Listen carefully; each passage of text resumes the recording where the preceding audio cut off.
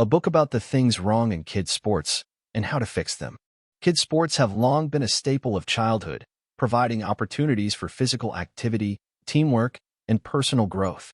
However, in recent years, there has been increasing concern about the negative aspects of youth sports, such as overemphasis on winning, lack of focus on skill development, and pressure to specialize in a single sport at a young age.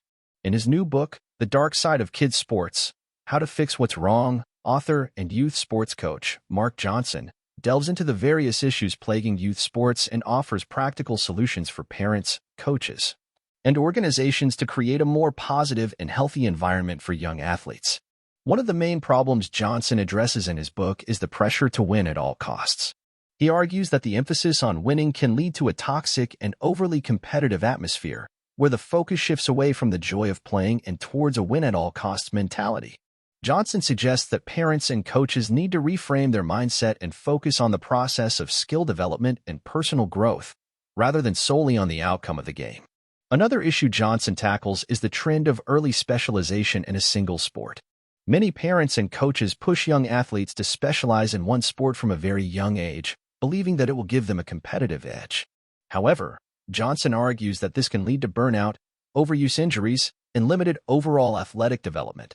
Instead, he advocates for a multi-sport approach, where kids have the opportunity to try different sports and develop a wide range of skills. In addition to these issues, Johnson also addresses the lack of focus on sportsmanship, the negative impact of overbearing parents and coaches, and the rising cost of youth sports participation. He offers practical advice and strategies for parents, coaches, and organizations to address these issues and create a more positive and inclusive sports environment for kids. The Dark Side of Kids' Sports is a timely and important book that sheds light on the various problems plaguing youth sports and provides actionable steps for positive change. Johnson's insights and recommendations are based on his years of experience as a youth sports coach and his dedication to creating a positive and healthy sports environment for young athletes. Overall, The Dark Side of Kids' Sports is a must-read for parents, coaches, and anyone involved in youth sports. It offers a valuable perspective on the challenges facing kids' sports today and provides practical solutions for creating a more positive and inclusive environment for young athletes. By implementing the strategies outlined in this book, we can work towards fixing what's wrong in kids' sports and ensuring that all kids have the opportunity to enjoy the many benefits of sports in a healthy and supportive environment. Regular physical activity is good for you. We all know this because our screens keep telling us so. And sports are one way to engage in physical activity. A way that, for kids, can teach the values of teamwork, dedication, how to be gracious in victory or defeat. Many parents want their children to play sports for these lessons and to encourage less phone time, more active time.